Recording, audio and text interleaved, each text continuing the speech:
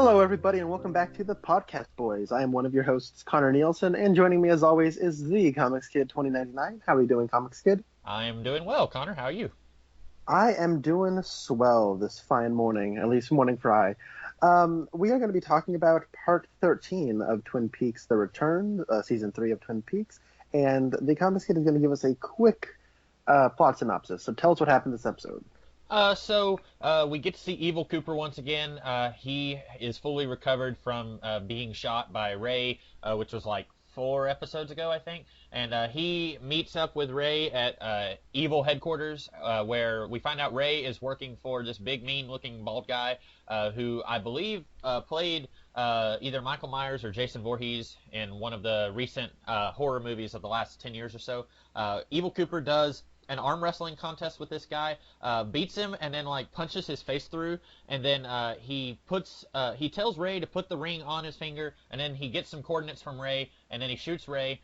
Ray goes into the Red Room or the Black Lodge, and then we get little snippets of stuff happening here and there throughout the episode. The big thing that happens is Dougie's coworker, who has been trying to frame him and has been working for the guy in Las Vegas, he tries to poison Dougie at one point, and then he confesses everything that he's been doing, and so he agrees that he is going to testify against whoever he was working with, the guy in Vegas, and presumably someone over him, which you and I have both been thinking that was probably Evil Cooper. I'm still thinking that possibly.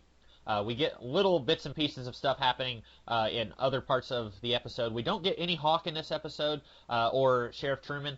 We briefly got to see Richard Horn.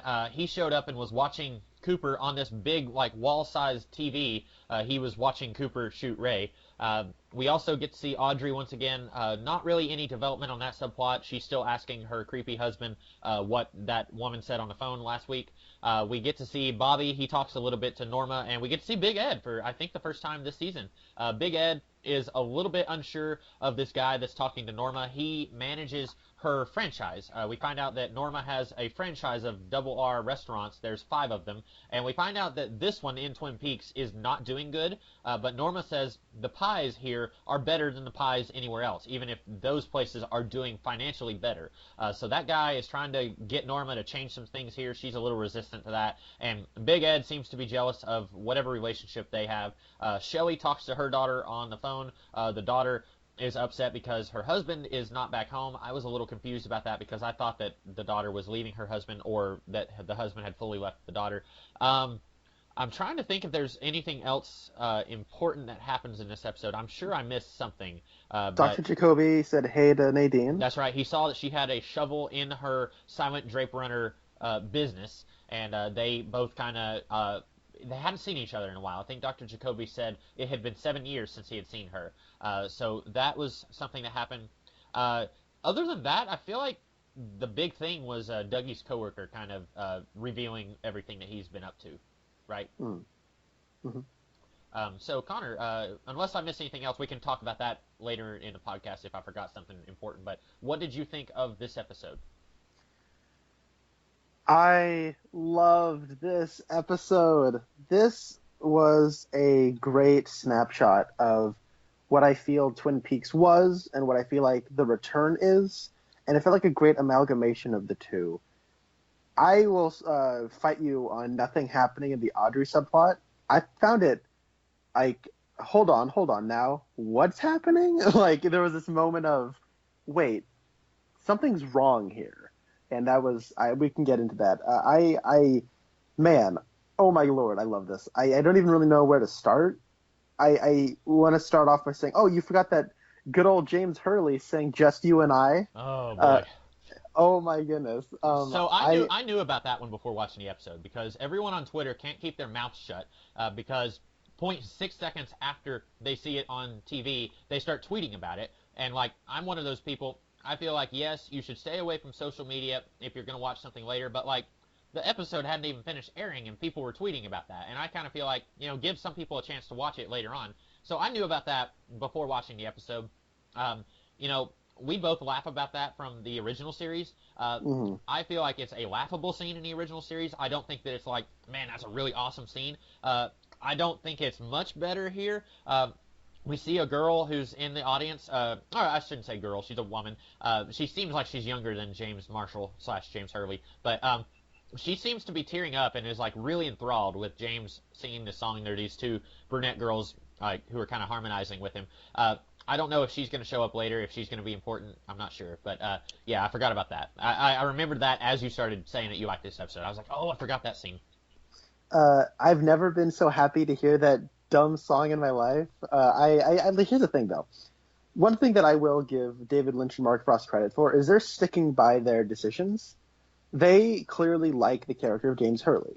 Not a lot of people do. In fact, I would say I've never met anybody who thinks James Hurley is cool.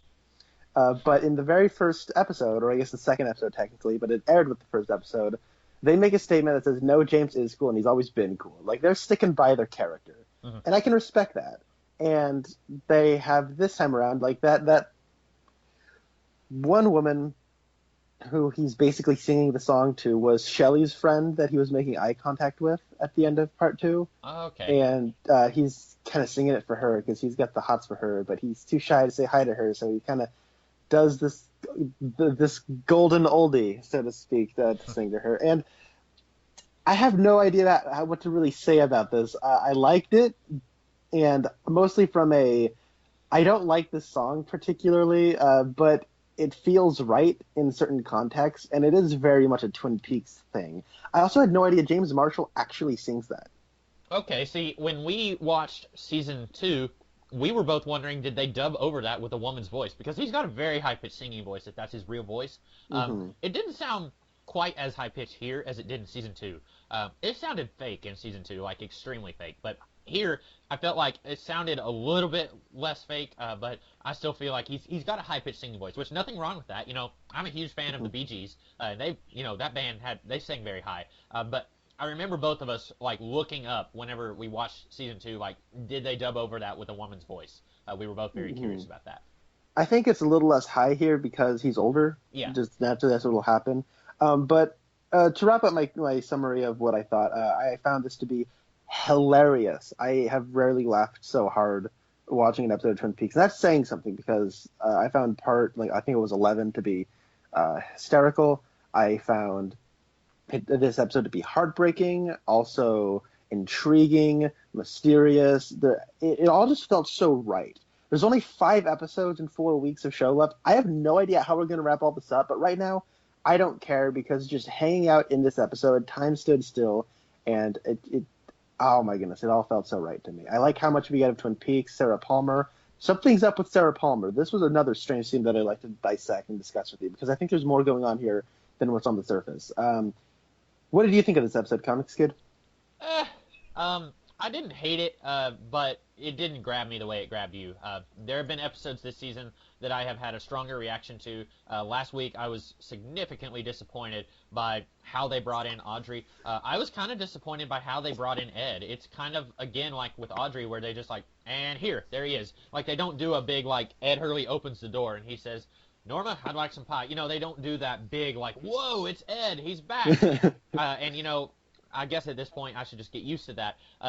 They don't really do a whole lot with him. He's jealous of Norma and her relationship with, I guess, her business manager. I find it strange that we're on part 13 and they are adding new subplots into the season with Ed Hurley being jealous of her. And I thought for sure that after 25, 30 years of, you know, stuff going on with these characters that these two would have ended up together. I find it strange that they're still trying to do this soap opera drama romance with these two characters. But watching this episode, mostly, like, I know you liked the scene with Audrey. Me, I was just thinking, man, you know, it's going to be like 3 episodes after we were introduced to Audrey that she's going to start doing stuff. Like, she's basically doing the same thing here that she was doing last episode, where she's yelling at her husband saying, tell me what was said on the phone, and he's being a weirdo, and he's saying, no, I don't think I'm going to tell you. And that's more or less what happened last week. I know you like that scene, so you've probably got more of what was going on there. The Sarah Palmer scene, I basically saw it as this is a really sad life that Sarah Palmer's living. That's what it is on the surface, and that's basically what I took it as. I know you liked it a lot. So it's not a bad episode, but it didn't really, I was just kind of ho-hum throughout the whole episode. Okay, let's start at the beginning where we go to Lucky 7 Insurance, and that song that plays is now going to be my new ringtone. And seeing the Mitchum brothers, my bad, almost had a I, Freudian slip there. Iron Fist. Oh my god, dude! I finished Iron Fist. It sucks so much. Yep. It's so bad. It's the worst. Anyways, but Robert Nepper and Jim Belushi running around with Dougie Jones in a line with the Showgirls. And the look on Robert Nepper's face as he's leading the train, like whoa! I was laughing so hard, and Tom Sizemore hiding behind his desk. And It's like a child. It's hilarious. I also like when the brothers go into Dougie's boss's office. Dougie is just standing in the back, and he's just got this really dumb, vacant look on his face with this huge smile. Like usually he's just kind of like staring off into space, and that's normal for Dougie. But he was doing the same thing, but had this big smile on his face while the girls were presenting all these gifts. I thought that was hilarious. It was so funny. Who boy. So what's his? So the Badland Bud. What's his last name? His name is Bud. Whatever. The boss. The yeah. boss. He now has a friend with the Mitchum brothers, and Tom Sizemore is trying to talk. I guess he's into like this Mr. Todd fellow with the very broad eyebrows and his assistant who looks like Danny Rand. This guy has reigns over all of Las Vegas, it seems. And it's interesting because when Tom Sizemore, his character's name is Anthony, when Anthony goes to the police, it seems like they're all familiar with one another and they're all part of this operation. I think that's interesting. I wasn't expecting it to go that big. Oh, also, the three cops who work at that police station, who I guess are all brothers, and one of them is Todd Packard from The Office. Yeah. They pulled Dougie Jones's prints, and they're like, "Wow, this guy escaped from a prison 2 days ago, and he's a missing FBI agent." Yeah, right. They all laugh about it, and they make a bet about if Todd Packard can make the throw into the garbage. So that was an interesting development, it seems. Yeah. Wouldn't the FBI be alerted to somebody pulling prints on him? Or running his... Maybe we'll get that next episode, because we did not get any Albert, we did not get any Gordon Cole or Diane or that one lady who's now part of the Blue Rose team. We didn't get any of them. So maybe next week, like the opening scene will be, hey, those cops that we've talked to, they've met those cops, right? I'm pretty sure. Not yet. They haven't? Okay. No. I guess I'm getting those cops confused with the ones in the cop from The Dark Knight Rises. But maybe they'll be like, hey, we've got a lead on Dale Cooper. Someone pulled his prints over in this in Las Vegas. They're in Vegas, right? Mm-hmm. Okay, I'm sorry. I'm getting all these locations confused, and I know which subplots I'm talking about, but I'm having trouble keeping up with where each subplot takes place. But maybe since we didn't get any of the FBI in this episode, they will be connected to that little thread from this episode next week. Mm-hmm. Oh, we also found out that Tim Roth and Jennifer Jason Leigh are passing through Utah.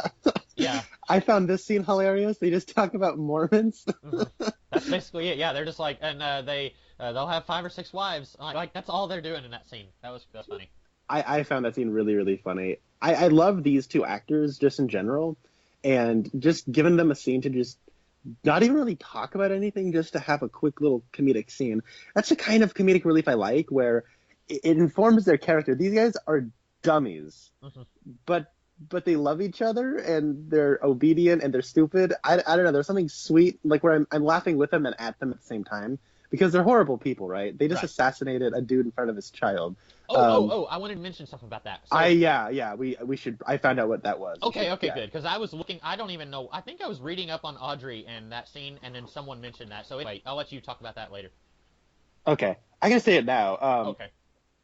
That last episode, I thought that was Principal Hastings' secretary. No, his secretary was a woman. I remembered it was a woman because I've been rewatching this show from part 1, and Principal Hastings says that his secretary's name is Betty, and I think it was in this episode, right? We get that reaffirmed that he did have a secretary. Her name was Betty. That man that they assassinated last episode wasn't their lawyer, because the Hastings lawyer is also in prison because his gun was seen at the house where Evil Coop shot Hastings' wife. No, this is the prison warden that they assassinated. Yep. But isn't Betty a woman's name? Sorry, I'm quoting Kung Pao, Enter the Fist. Oh, I've not seen Kung Pao, Enter the Fist. Oh, no! You have to. There's okay. I know that's one of those things where it's like a lot of people tell me, "Oh, dude, if you like something like Tommy Boy, you would love Enter the Fist." So I'm like, Once you okay. see Enter the Fist, you'll go back and listen to this podcast, and you'll be like, "Hey, that was a funny quote that Comics Kid just laid down." I'm sure I will think that. Um, oh boy, there's something else. Oh yeah, also, just as an aside, there's a lot of Bills in this series. Hmm. There's a mysterious Billy that is just missing. Yeah. There's Bill Hastings in part four. What's his name? Dougie Coop. He runs into an old business associate named Bill Shaker, who Yeah. actually is the one who informs him that, hey, your name's Dougie Jones. And then at the FBI headquarters, when Gordon Cole goes to meet Diane before Diane, sorry, not Diane, wow, Denise, before Gordon Cole goes talk with Denise to make sure that he gets approval to meet with Tammy Preston, Hmm. to like have Tammy Preston on their case. There's a fellow that's letting him in named Bill. So it's just interesting. There's 4 Bills that have popped up. And Audrey, isn't she? She revealed last episode she is in a romantic relationship with Billy. Yeah, I already said him. Oh, okay, There's a mysterious Billy that's there. that's the same one who's missing, right? The one that. Mm-hmm. Yes, Okay, yeah, yes. that's what I thought. It'd be really weird if they like said, "Hey, the Billy that knows Dougie Jones is the same Billy that Audrey's sleeping with." That'd be really weird. And it just seems like he's a local at Twin Peaks. He's just hanging out in Vegas. Yeah. Why not? So yeah, that's just interesting. I know that Mark Frost and David Lynch, when they did the original show, there was 2 Mikes. There was a Bob and a Bobby. There was a lot of characters with J's going around as a red herring because Laura said that she was curious about meeting Jay tonight and all that sort of stuff. So this is a common trick they use. Like the previous time, I think it's just here for distraction and red herring, but it is something that keeps popping up. I think it is some misdirection. But I think that's pretty cool. Yeah. And it is kind of a callback to the series where, like you said, there's that one episode where after Dale had the dream, he's talking to Lucy and Harry, and he says Mike and Bob, and then he says, "Oh, Mike and Bobby." He said, "No, different Mike, different Bobby." So like it's kind of a callback to that. It is. I agree. Um, we did get to see Bobby briefly show up here. I thought he was going to mention that weird woman who was screaming because she was stuck in traffic, and then that demon creature that comes out of her car and she's screaming. I thought he was going to bring that up. I don't know if that's ever going to come back. That was weird. But he's talking to Ed and Norma, and we can see that Bobby is a well-respected guy in Twin Peaks. I like that. I like his character transformation. He seems to be buddies with Ed and Norma. I like that too. Hmm. And there's the soap opera element of what's his face, Big Ed and Norma. They're still not together after 25 years. I noticed, and I know you don't notice this kind of thing, but I did. Norma doesn't have a wedding ring on, Oh. and Ed does. I guess he's still married to Nadine. See, that's weird because I wasn't sure if they were together because I was curious too. Ed is still at his gas station, the one that he had in the original series, and Nadine now has her own Silent Drape Runner business. So I wasn't sure if they were still together or if they are together, but they're just running separate businesses. That'll be interesting to see if they go further with that. It will be. Everett McGill's voice has not aged a day in 25 years. Nope, he still sounds very Big Edish. He does. And by the way, he's looking good for somebody who's in his 70s. I wish I looked that cool when I was in my 70s. Uh huh.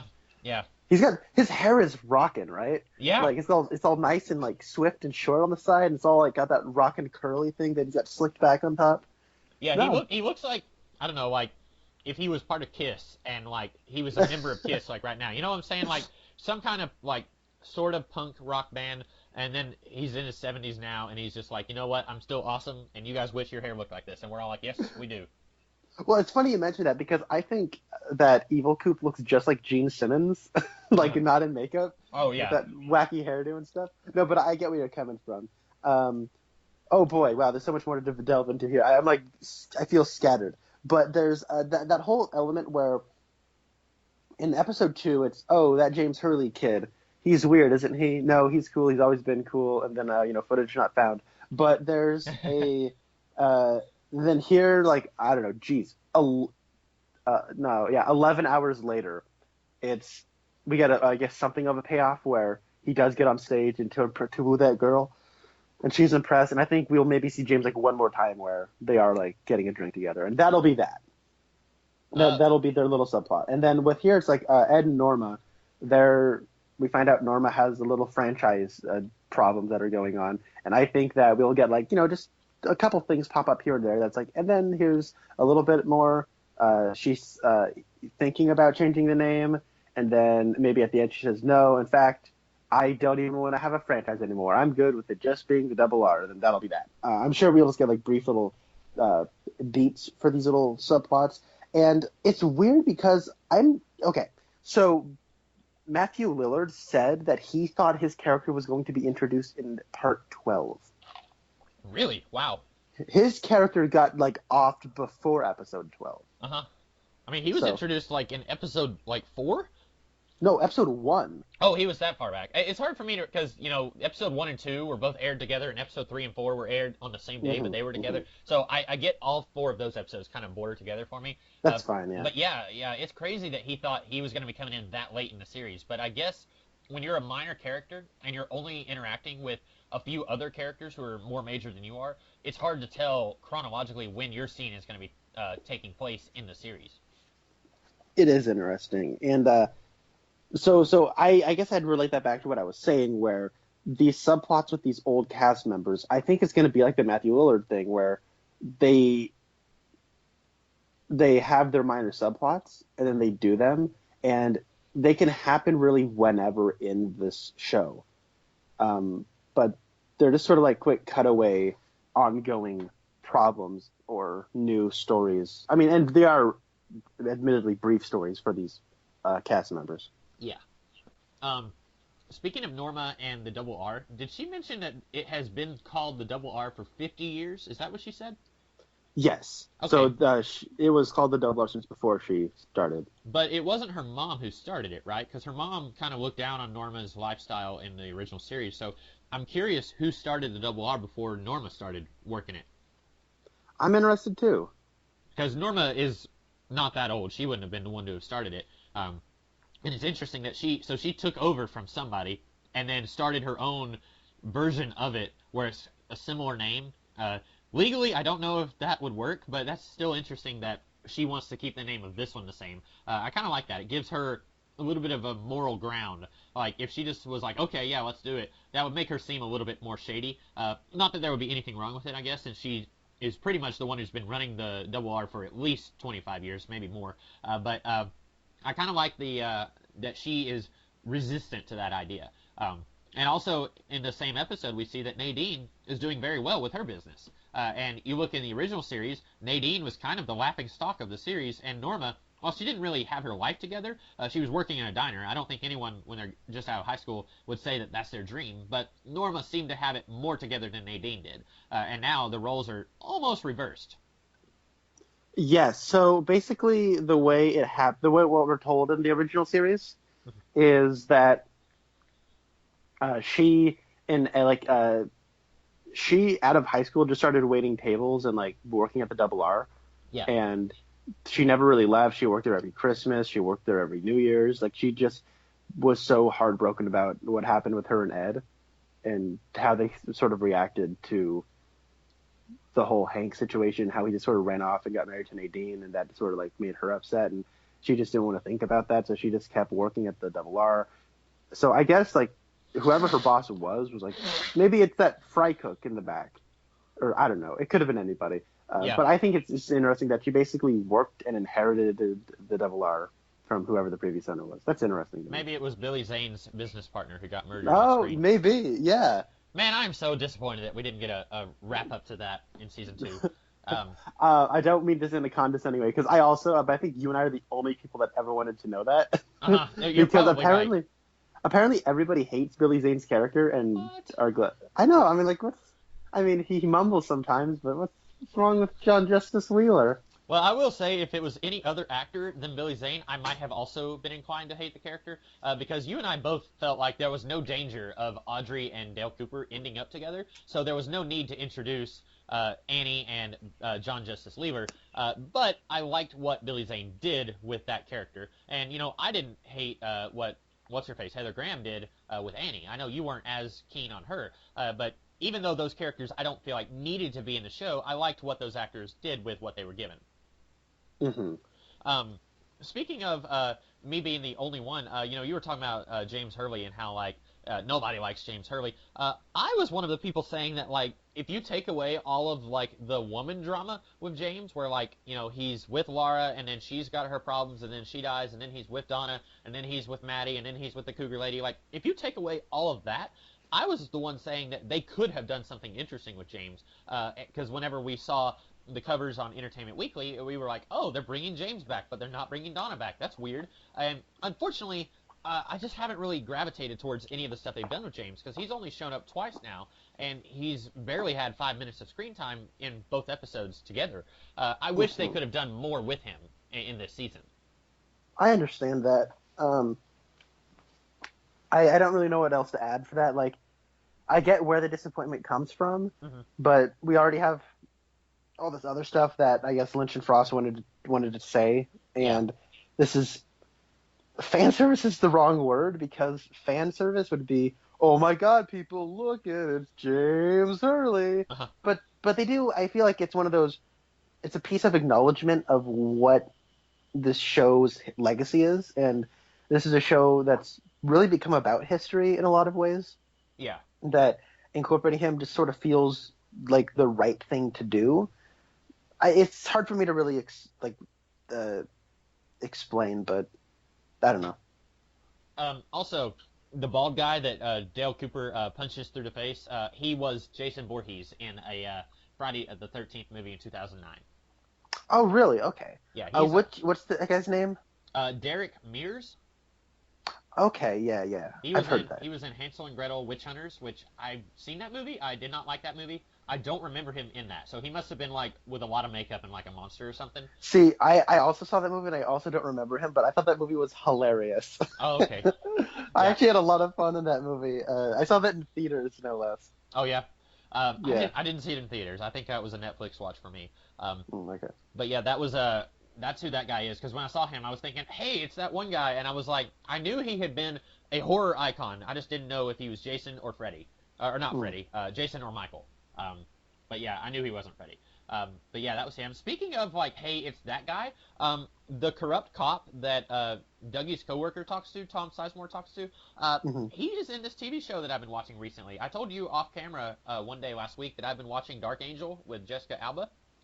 He is the main bad guy of season 1 of Dark Angel. Oh, really? Yeah, and I was seeing him, and I was like, that's either Bryan Cranston or that's that guy from Dark Angel, because he looks a little bit Bryan Cranston-y here. And I looked him up, and I was like, first of all, like, I was really surprised that he's got, like, a billion things that are, like, in pre-production or have, like, filmed but haven't come out yet. But I was, like, scrolling down, and I was like, yep, that's him. That was kind of crazy. That's really cool. Wow. Didn't he also say that Dana Ashbrook is in an episode of... Or is that The Pretender? That was Pretender, which was that was a really good episode of The Pretender with Dana Ashbrook. Yeah. Well, when we're all done with The Return and maybe some other supplemental episodes of the Podcast Boys, and we go back to doing the not Twin Peaks discussions where we talk about episodes of television shows or movies that the cast of Twin Peaks appeared in, we might have to watch some of Dark Angel then. Oh yeah. If I can get my hands on it. Yeah, I've had it on DVD for like a billion years, and I'm only just now like going through this season and enjoying it. So it's if you could get your hands on it, yeah, that'd be awesome. Let me think. You take us somewhere, Comics Kid. Well, why don't you? You said that you liked the Audrey scene and that there was something going on there. I didn't see anything going on there, so I'd like to hear what you had to say about that. Okay, I think she's being hypnotized. I think this whole life she has is a fake. Huh. And I think that her husband is actually like this doctor guy. Because like he in that last episode he says, "I don't have a crystal ball, Audrey," right? Yeah.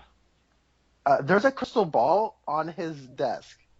Okay, I didn't notice that. Somebody pointed out. Like I didn't notice it either. Somebody on Fire Walk with Me and like posted that where it's like, "I don't have a crystal ball, Audrey," and then it's like a big circle.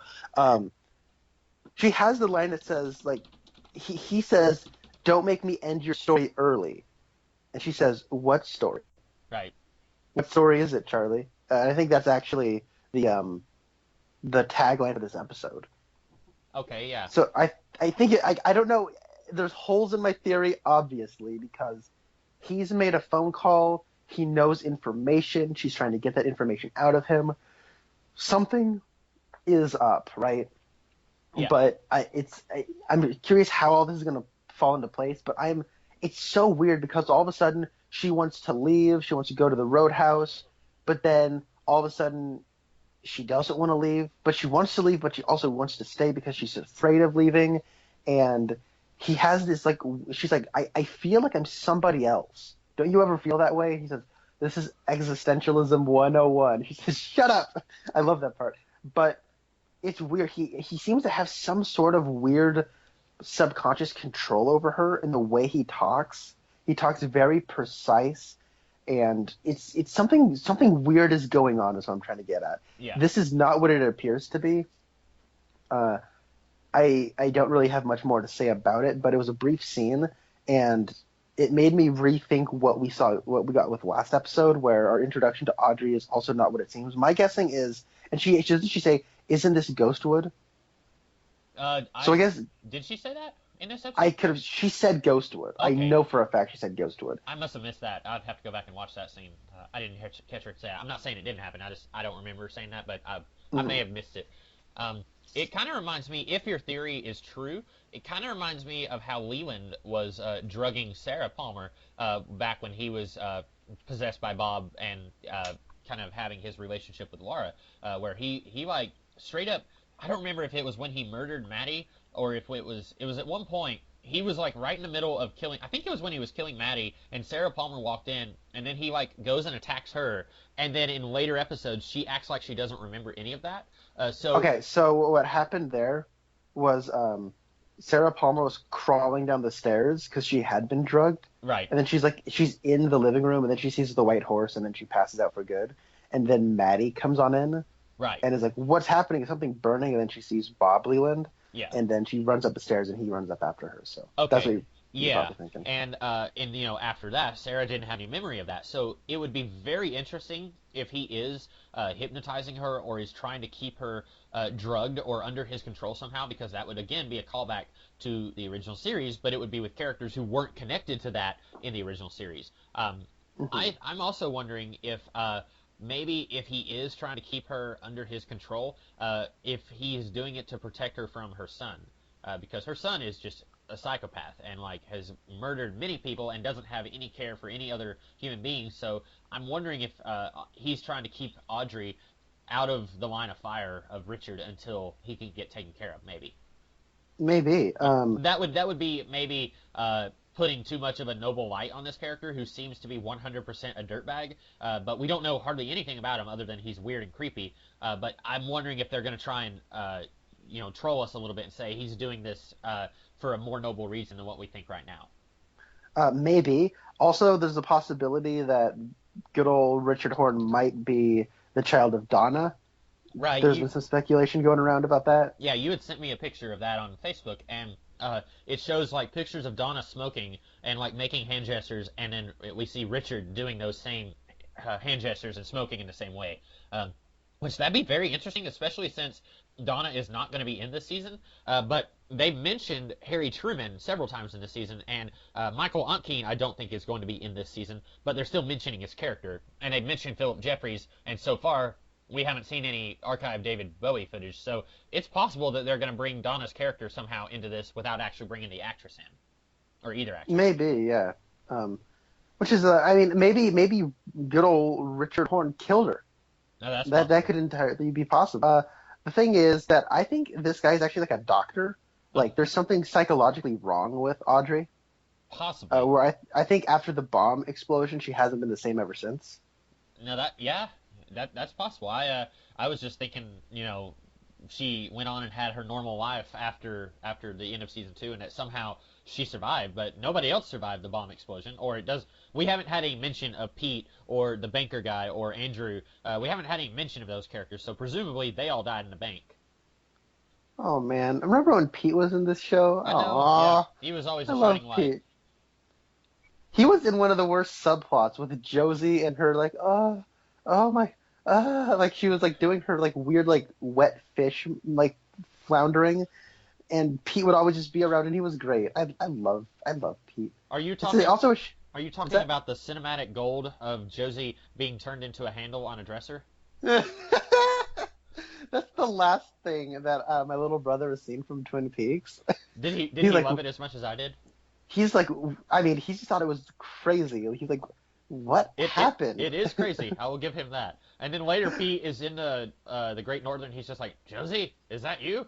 And I'm just like, I yes, see your face, go Josie. go to her, Pete. Rescue her from the dresser.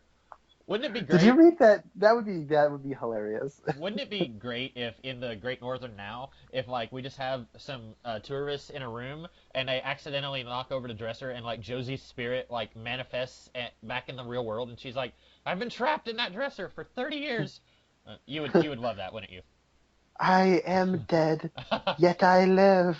That would be great. Oh boy, there's more going on what I was saying. I can't remember. But oh yeah, so when it comes to Audrey, I think she might have some kind of like maybe after the bomb explosion she was like operating as normal, and then all of a sudden like she like had some sort of like PTSD and anxiety that just was crippling for her. Maybe after the birth of a child, if if it's her child, Right. maybe he attempted to kill her and that set her off into like this weird comatose state where she can't leave the house, um, or it's like she's not like psychologically like it would be unsafe for her and potentially others if she left the house. Um, Maybe it's like a weird Blade Runner thing and they've implanted memories into her. I don't know. It could be a whole plethora of things. That would But we've be. only was that I was just gonna say that would be very interesting. yeah, I don't know what it is. Something about this particular scene. I was just thinking something is wrong here. The way they're saying things is cryptic, but it also seems like this weird doctor person is trying to deceive her and as well as us. So it feels like we're on the same page with Audrey. And in a lot of ways, you could talk about that. The first time we saw her, that we're in the same position as Audrey, where she's freaking out and yelling at her husband, tell me what is happening. You're not going to tell me. You're going to drag this out forever and not tell me. And I feel that's like a self-aware part on Lynch and Frost of, we know you're frustrated. Audrey's frustrated too. And maybe in a similar light, we're supposed to be with Audrey, where we're just frustrated and like under the command of this weird guy, the same way by watching this show, we're under the same command as Lynch and Frost. Uh huh. Yeah, I feel like they're gonna do something with that. I don't know what. It could be completely different than what you're thinking, and completely different from what I was thinking. I wasn't necessarily sure about what was going on in last episode. I kind of just thought I felt like she was not playing the same kind of Audrey as she was in the original series. And if your theory is right, then that will at least be an explanation for why. Mm-hmm. Um, Also, the Sarah Palmer thing. Do you have any theories on that? I don't really have any theories, and I actually don't even really have as much to say about that regarding as opposed to regarding Audrey. Hmm. Um, this was just one of those things where that television is repeating the same 15 seconds. Uh huh. It keeps repeating itself, and she keeps getting up to go get some more vodka, and it's repeating itself. And this is a classic Lynchian thing when he does his horror stuff, is he will like put you in a trance by just having things be repetitive, and this has a repetitive sound coming from the TV, repetitive imagery of her pouring herself some vodka, getting up and leaving, coming back and sitting down, as well as a really low hum, ominous hum from a synthesizer. Like this is one of those things where I was expecting something big to happen at the end of the scene, like we would see something come out from the kitchen or whatever, because remember last episode Yeah. she said that there was something in the kitchen, and nothing happened, but I think this is just serving you as a reminder that something wrong is happening at the household of the Palmers, or at least of the Palmer. Right. Because the thing is, like, when it comes to, like, if this was just a shot of her sitting down, I'd be like, okay, her life sucks, got it. But it's the repetitive TV, it's her constantly getting up, it's the repetition of it all that leads me to believe, and maybe it's because I'm familiar with Lynch's work to where I'm thinking something bad is happening Yeah. and nobody knows, and that's scary. I noticed the TV kept making the same noises. Like it was a wrestling match or a boxing match that she was watching, and the commentator on the TV like kept saying the same thing every 5 seconds or so. I wasn't noticing that what she was doing was repeated because I felt like she was picking up different models at different points, but the TV making the same noises, I definitely noticed that that was repeated.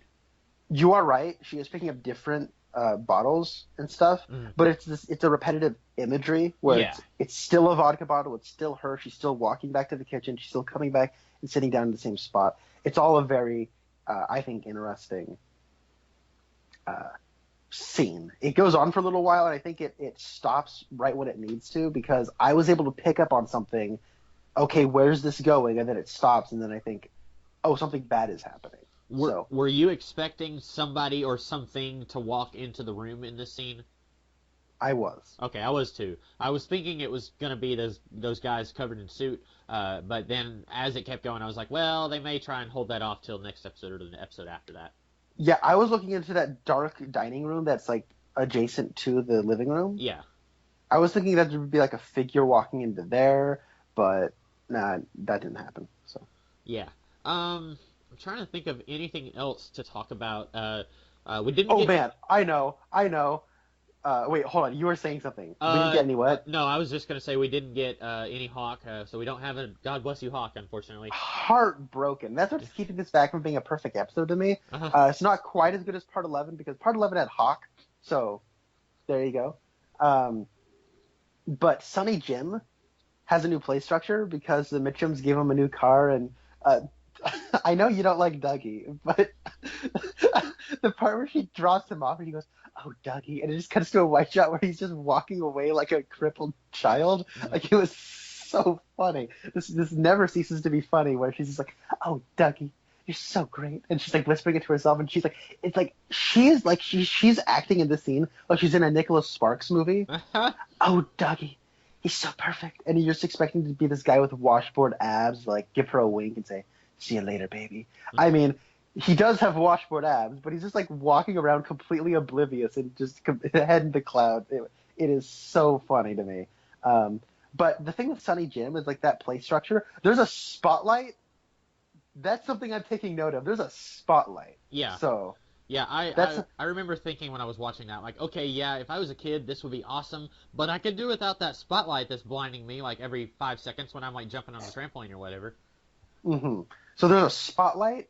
Sonny Jim is wearing red, and the way he's jumping reminds me of the weird jumping man from the place above the convenience store in Fire Walk with Me. Okay. It also reminds me of the kid jumping. It's the Tremont boy, right? When he's wearing that creepy mask in Fire Walk with Me, when Leland Palmer is like gonna have sex with Teresa Banks and the friends she brought over, but then he realized that one of the friends she brought over is his daughter, so she just pays up anyways and then leaves. Yeah. And then when he leaves, you hear "The black dog runs at night. The black dog runs at night," and then the little Tremont boy just like runs into the parking lot that Leland Palmer just walked out of, and he starts jumping around. And the way Sonny Jim is jumping, it really started to remind me of that. And he's wearing red, and there's a spotlight. I went, what's gonna happen? And nothing happened. But it was one of those moments of, oh my god, what? Yeah, I did not pick up on that, but now that you mention it, that is interesting, and it kind of adds to your theory that Sonny Jim and his mom are also constructs in the same way that Dougie was. Mm-hmm. But yeah, I guess we won't know more about that until we get some kind of conclusion on that subplot near the end of this season. And maybe, what if Dougie's the one that is manufactured, but what if Mrs. Tremont and her child, or grandson I should say, are like reincarnated as Janie E. and Sonny Jim? That would be really weird. I would not even see that coming. Like, even though you theorized episodes ago that these two were both constructs, if they were specifically like human vessels for those two spirits, that would be extremely strange. I don't know how they would do that because I believe that actress died. But Frank, what was his name? Frank Silva also died, and they've used archive footage of him.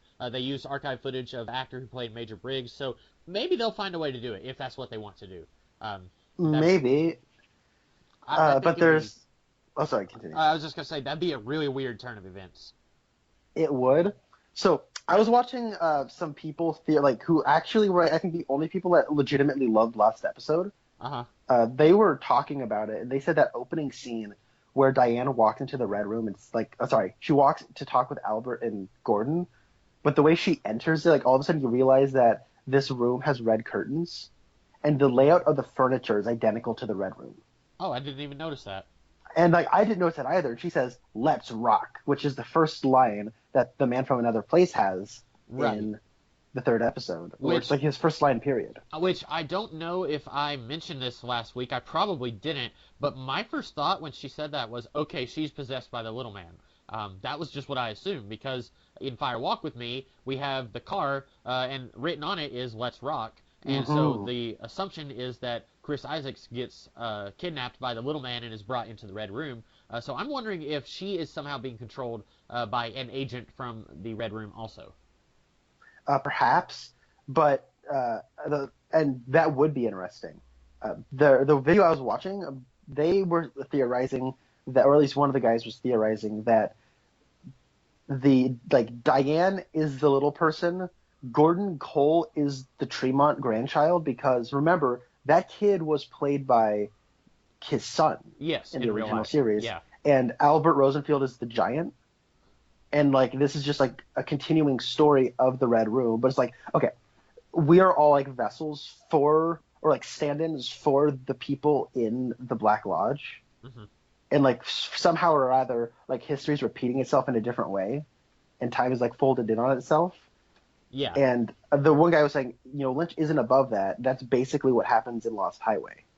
And And I was like, I haven't seen Lost Highway, but that's crazy. And remember when we were theorizing, like making our expectations video, I was like, I think it's possible that after that last episode, Beyond Life and Death, the season 2 finale, where I was like, it seems like time like loops in on itself at the end of that show. And I was theorizing that what if this new show is just like a weird recreation of the first show? Mhm. And if their theory is right, I was also kind of right. Not in the way I thought I would be, but I would kind of be right. Yeah, and it's kind of like near the end of season 2, whenever we were seeing people like their hands start vibrating, and then in the last episode, that German girl comes in and they're repeating dialogue from the first episode, where one of them says, "I thought Germans were always on time," and stuff like that. Like we're seeing stuff from the first episode at the end of season 2 kind of repeat itself, but it's in a slightly different way. Where even though season 2 kind of ends on a huge bummer, there's also a sense of this is a little bit more happy than it was at the beginning of season 1. If that's, if you're right, where like we're seeing this story play out with different characters representing other characters, then it's kind of like what you were saying about time having no meaning and time repeating itself. Hmm. Also, another weird time paradox that happens in this episode. You get a phone call from Shelley, and by the way, I actually am okay with Becky being like, "Where's Steven? He hasn't come home in 2 days, and it's been 2 days since she shot at him." Uh-huh. She's in an abusive relationship. That's just, I think, what happens. I love him, but I don't want to be with him, but I love him and I want to be his wife. And all of a sudden, he hasn't come home in 2 days. I'm actually worried about him because I love him. It's an abusive relationship thing. And Shelly's like, you know what? Why don't you just come down to the Double R? I'll get you some pie, scoop of ice cream, a lot of whipped cream. What do you say to that? And in that exchange of dialogue, it's clearly said that it's been 2 days, right? Yeah. Since the whole events with Steven and Donna's sister and Shelly getting flung off the hood of her car and Bobby and all that stuff, right? It's been 2 days. But then, like, in that same, like, or is it, I don't know, not the same scene, but the same setting, later that day, Bobby sits on over with Ed Norman and says that they found some stuff earlier today from his father. Huh. That happened, like, 4 episodes ago. Right. So I'm curious if next episode, if we're going to kind of flash back and show what they found, or if that's just like a weird editing mistake. Maybe, like, okay, I would call it a weird editing mistake, but time just keeps doing these weird things, right? You and I have been like, what's up with the timeline of this episode? Something's wrong. Uh-huh. Like, or at least certain events are, like, out of order. And it seems like he's talking, like, I think even Ed asked, oh, well, what did you find? He's like, oh, nothing yet. We're going to go investigate it later. Yeah. I think so. I'm thinking it's the weird fortune cookie slips of paper that were in the metal rod from part 9. Probably, yeah. That's because we haven't seen really any of that explored yet.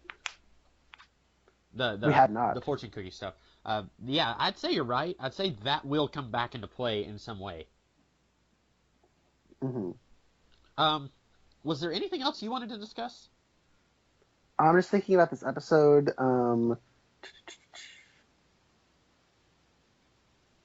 So the scene where Dougie and Tom Sizemore are talking to one another, Mm-hmm. and then he sees the cherry pie and he just goes up and to look at it. That shot of Tom Sizemore like contemplating putting that poison in his coffee and then eventually does putting poison in his coffee.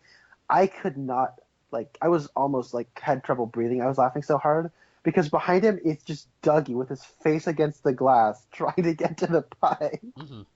And it's this super dramatic scene for this one person, but it's hilarious to me because of the person behind him.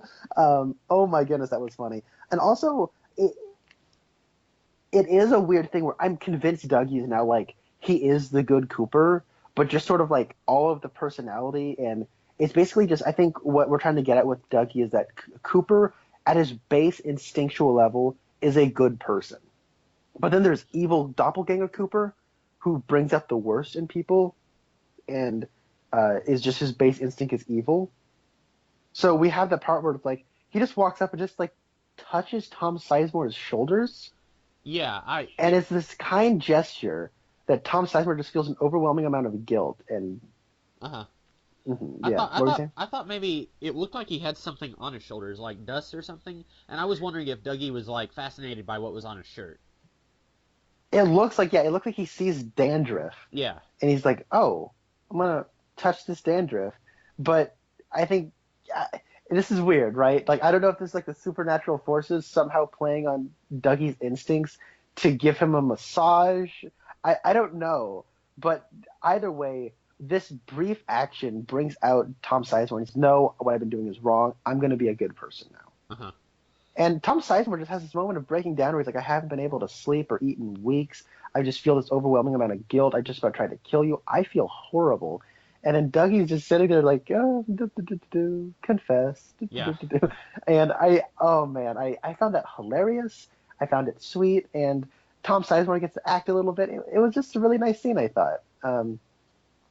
Maybe like I can understand why people would not like it and think that it's just contrived. We need to have Dougie find a way, and I get where they're coming from. But from where I'm sitting, it feels like it's a continuing theme with Dougie of anyone he meets with and just has like one-on-one interactions with. Somehow or rather, that situation ends up with the other person being happy and him having a positive connection with that other person. Yeah, it seems like it so far. You're right. I don't have anything else to say about this one. We haven't had a very deep discussion about this episode. I still feel like the amount of stuff happening here was kind of light. We were able to talk about everything pretty thoroughly, but I feel like there was just a few things that was like, this is a big thing that happened. Other than that, we were kind of just touching base on some of the other subplots without delving further into them. So I feel like there wasn't a whole lot more to say about this one, unless you had anything else to say. I got like two brief things, and then one thing I do want to talk with you about. The first thing is that moment between Dr. Jacoby and Nadine. I love that moment. It's just like time stops, and it's just two characters talking. Also, I love her name for her drape store. It's Run Silent, Run Drape, which is a reference to Run Silent, Run Deep, which is a novel that was adapted into a movie. Sorry, I think Rock Hudson. I could be wrong, but that's funny. that's really funny. The ending of I like that we don't end with James singing like the credits that roll over that song. I like that we watch it play out in its entirety, and then I really like that we actually end with Big Ed just sitting in the Double R's. Or sorry, sitting in his gas farm eating Double R to go food, and he's just sitting there while his gas station's empty. That hit me like a ton of bricks into the gut. Like, oh, Big Ed. Yeah. I wasn't sure. I mean, I'm assuming he's sad because Norma is with another guy, although she didn't seem that happy to see this guy. So I feel like it's one of those things where if he just went up and talked to her, she would be like, yeah, I'm not really interested in that guy. He's trying to tell me how to run my business. Like, I have nothing going on with him. So it's one of those things where I hope he just goes and talks to her about it. Yeah, and I think he should, but he also hears, so, dinner tonight? And she's like, okay. And she's Right. like, man.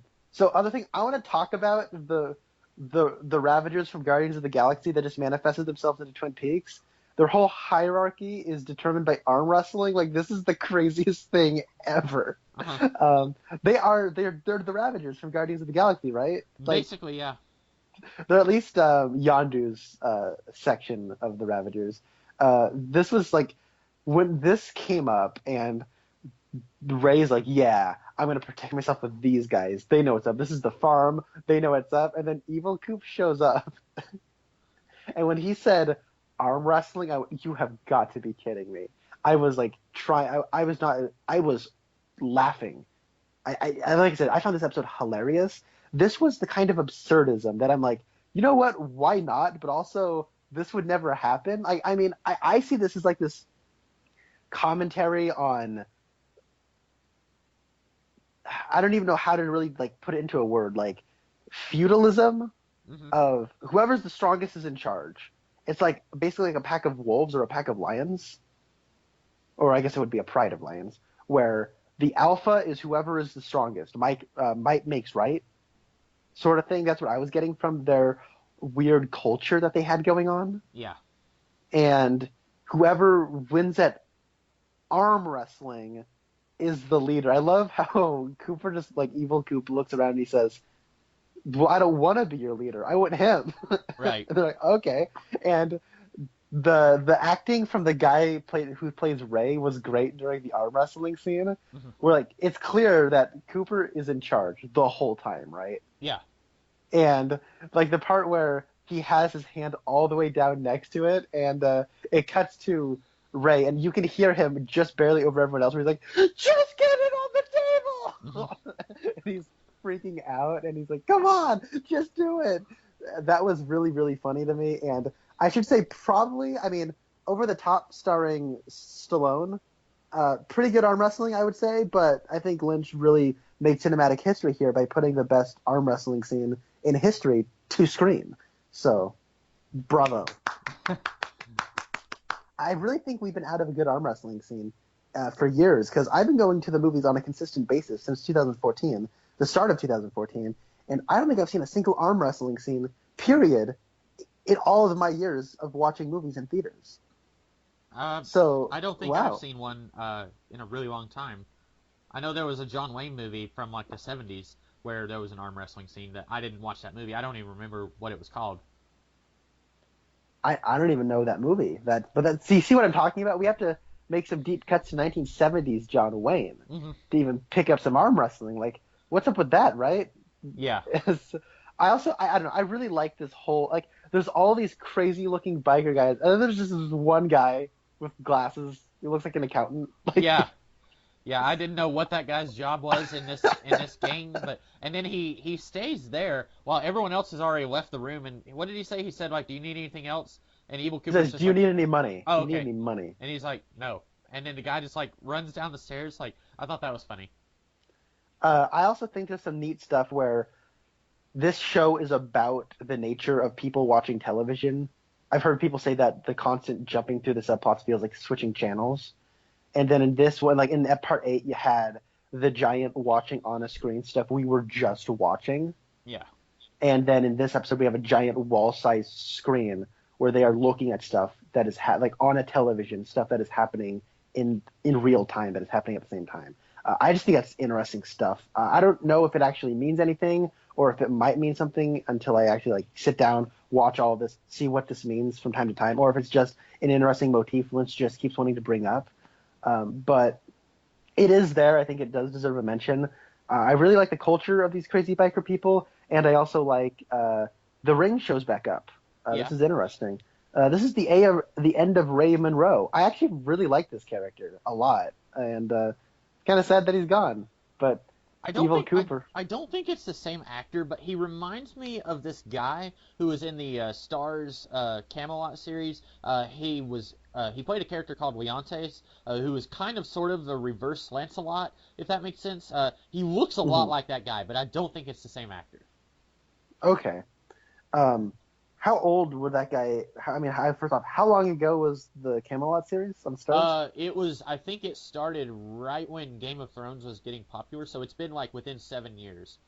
So it was. Oh, okay. But I mean, this guy looks like him, but that guy could have been like in his like mid-30s, but playing a little younger. I'm looking him up right now because I have no idea what that guy's name was. I can't find the actor's name. Here we go. I'll just look him up on Wikipedia. Wikipedia? Nice. Yeah. Okay. Well, dang it. Okay, yeah. Philip Winchester is that guy's name. I don't think it's him. I'm looking at a picture of him right now. He is 36 right now, and I'm pretty sure the guy who played Ray was a little older than that, right? I don't know. The woman who played Daria was in like her 30s, so That's I can true. imagine Ray would be the similar thing. I'm just going. Ray looks like a cartoon character. Like his face has pronounced features. He looks like a character from The Walking Dead's first 6 issues. Uh-huh. Have you read those first 6 issues of Walking Dead? I have not read any Walking Dead. Okay, so the first 6 issues of Walking Dead are done by one artist, and every single issue after those first 6 issues are done by Charlie Adlard. Okay. So, Spencer, who is the original artist of Walking Dead? It was like Figueredo, Duncan. Tony Moore. Tony Moore, not who I was. So Ray Monroe looks like a Tony Moore character. Mm-hmm. He has like perfect dimples, a pronounced chin, big jaw, cocky eyes. Like he looks like a Tony Moore character. Slick back hair, like perfectly combed back hair. Like, why is this guy not on Walking Dead? First off, why was he never on Walking Dead? That begs the question. But I don't know. It's just kind of funny. I like the guy who plays Ray. Have you gotten to the bottom of whether or not he was yes, on or not? it's not the same. Philip Winchester played Leontes in the Stars Camelot series, and I am about to look up who plays Ray Monroe, but it is not the guy. Okay. Go to part 13 now. About to find out. This is some classic Detective World podcast, boys, ladies and gentlemen. Yeah, investigative podcasting right here. I'm gonna have to click see full cast. Man, just digging deeper and deeper into. All right, here we go. George Griffith. Okay. Sounds like a Stan Lee character. He does. I still think that he looks a lot like that guy, but he is older. He looks a little older. But yeah, he hasn't been in a lot of stuff that I've seen. He was in The Private Practice, which was a spinoff of Grey's Anatomy. That's like the only thing here that I've even heard of. All this other stuff is like shorts or like movies that I've never heard of before. Okay. What was I thinking? Oh yeah. So he pulls out the ring. Yeah. And okay, he says he got it when he went to prison, which would line up. Who is this guard? I want to go back and rewatch all the scenes in prison. Yeah, I think we're gonna find out that there's more going on Earth in the physical plane than what we ever suspected. And this scene confirms that. Like somebody who is in cahoots with the Red Room is operating on Earth, and we had no idea that was going on. So that's interesting. It is.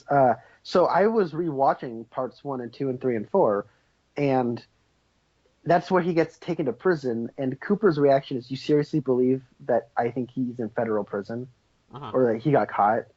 And this whole time I've been watching, like, well, yeah, he got caught. Look, just like you look at the situation, he's actually in prison. Right. And it seems like he was right that he feels like he's getting set up. It's interesting that a guy who's going by Philip Jeffries that nobody's actually seen is seemingly behind all this, that Philip Jeffries was one of the Blue Rose people, and that early on we found out that Albert gave this person who claimed to be Philip Jeffries information that person then gave to Cooper, and then he said the following day or the next week, I basically gave him information about our connection in Colombia, and that man ended up dead like a day or a week later. And then we have that picture of Cooper, I guess, in Colombia, in that mansion. So something happened. Like, has Philip Jeffries been manipulating Cooper this whole time? Has Evil Cooper unknowingly been a pawn in the overall scheme of this person who claims to be Philip Jeffries? Or has there always been like this weird rivalry between the two? Has Cooper been thinking he's been the one who's been manipulating Jeffries? How does Major Briggs play all up into this? Because he even asked about Major Briggs. There's a lot going on here. The ring shows up. Ray Monroe goes to the Black Lodge. The ring gets put back to where it's going. All of this stuff is so fascinating to me. Yeah, and I'll be interested to see where all that goes in the upcoming episodes. Yeah, and what's his face? Like, Richard Horn shows up. Yeah, I was wondering if that was because he is obviously connected to the underworld of Twin Peaks, and these guys are gangsters of some kind. So while we saw him with the weird magician guy, maybe they were in cahoots with the Ravagers here, and so maybe that's why he shows up. And yeah, maybe. Spencer and I were theorizing that what if Red is a member? Oh wait, sorry. Yeah, the Balthazar Getty character. I guess I just spoiled it. Yeah, his name's Red, the weird magician guy. His name is Red, the color red. That was a big thing. I was like, what? Sorry, that was a slip. I apologize. No, that's fine. That kind of spoiler doesn't bother me. Okay. But we were thinking that Red was somehow connected to these people, and that, or Red, yeah, it has some affiliations here, and they're somewhat responsible for bringing drugs into Twin Peaks. Possibly.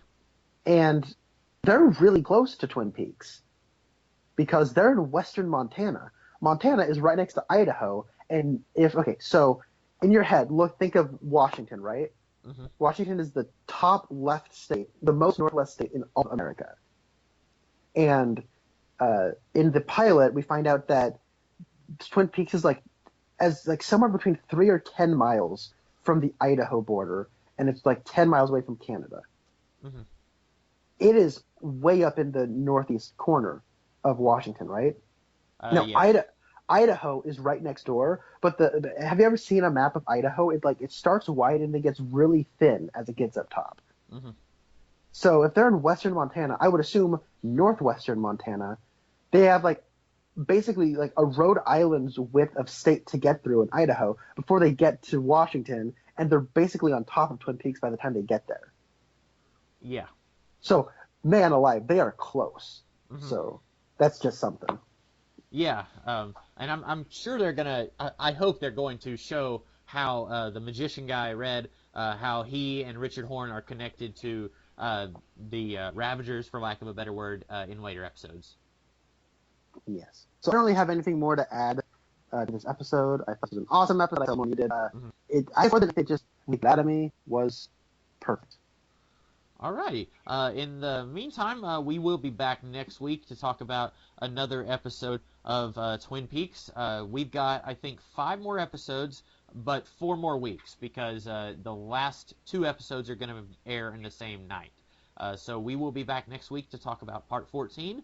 In the meantime, I am the Comics Kid 2099. And I am Connor Nielsen. And we will see you guys next time. Have a good one.